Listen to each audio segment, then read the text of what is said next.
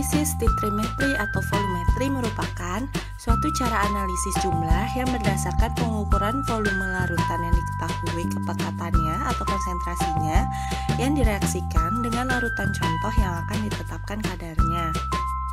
Larutan yang diketahui konsentrasinya ini disebut titran atau penitar, di mana larutan ini volumenya akan ditentukan berdasarkan reaksi dengan titrat hingga didapatkan titik akhir.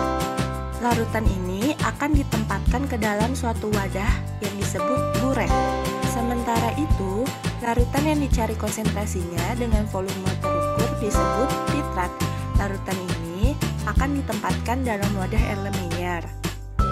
Titrat akan dititrasi dengan titran hingga didapatkan titik akhir. Titik akhir adalah titik atau mili di mana penitaran harus diakhiri sesuai dengan indikator yang digunakan.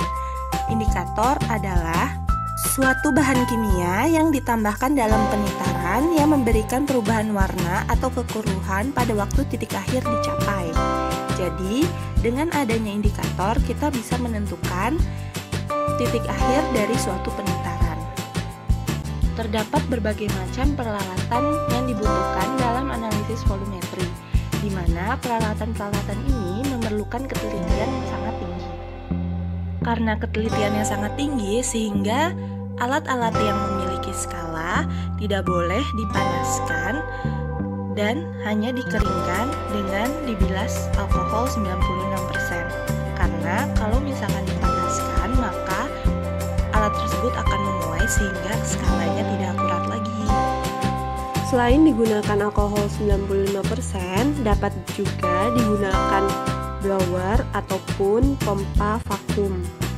Alat-alat yang sering dipergunakan adalah buret, Erlenmeyer, pipet volume atau gondok, bulb, labu ukur, corong, klem, dan statif.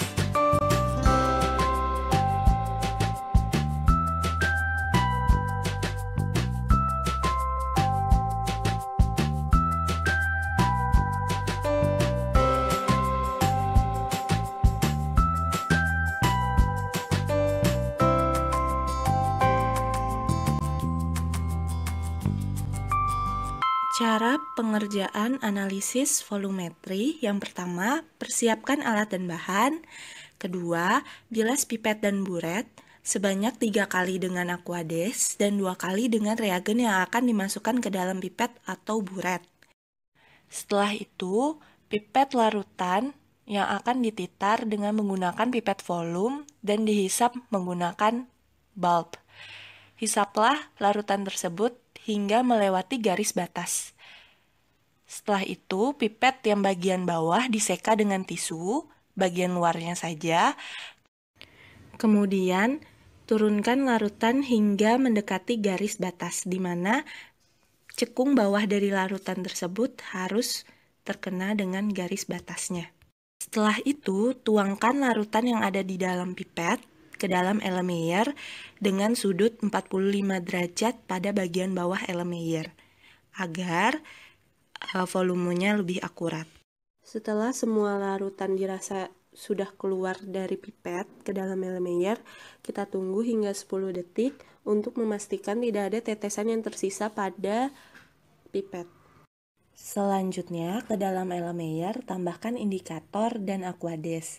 Ini opsional tergantung dari metode volumetri yang digunakan.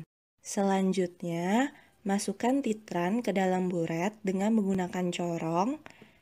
Lalu, tepatkan volume penitar pada bagian skala buret sehingga kita dapat mengukur perubahan volume yang terjadi.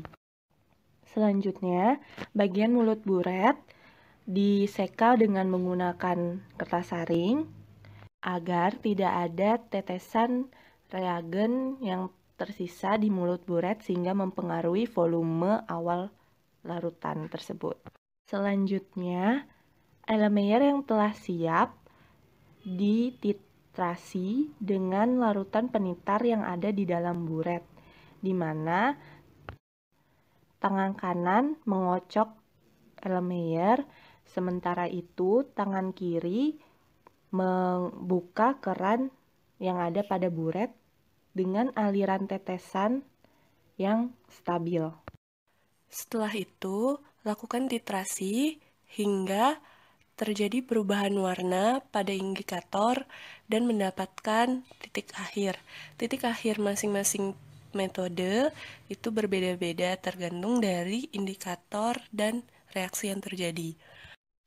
Jika kita sudah mendapatkan titik akhir, keran dimatikan, lalu kita lihat volume reagen yang ada pada buret dengan melihat skala yang terdapat di dalam buret.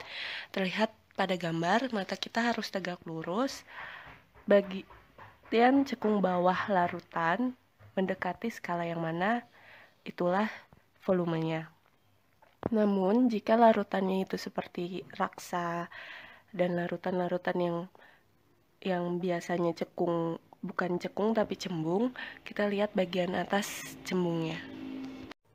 Jika kita sulit membaca skalanya, kita dapat membuat kertas yang bagian atasnya berwarna putih dan bagian bawahnya berwarna hitam, lalu ditempelkan ke bagian belakang buret. Seperti yang dapat dilihat pada gambar. Untuk mendapatkan hasil yang akurat, biasanya pengerjaan titrasi ini dilakukan pengulangan hingga 2 kali ataupun 3 kali.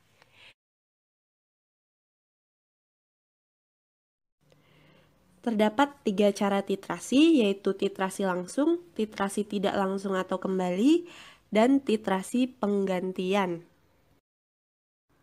Pada titrasi langsung, titrat langsung dapat dititar dengan titran. Contohnya pada metode netralisasi. Sementara itu, pada titrasi tidak langsung atau kembali, akan dilakukan bila titratnya tidak bereaksi dengan titran atau reaksinya sangat lambat. Maka diperlukan zat ketiga yang akan bereaksi dengan titrat berlebih. Kelebihannya itulah yang akan direaksikan dengan titran. Contohnya pada metode iodometri. Selanjutnya adalah titrasi penggantian. Cara ini dilakukan apabila ion yang ditetapkan tidak bereaksi langsung dengan titran, tidak bereaksi secara stokiometri dengan titran, tidak saling mempengaruhi dengan larutan penunjuk. Pada umumnya, ion yang akan ditetapkan diubah dulu menjadi suatu senyawaan yang dapat dititar langsung dengan titran.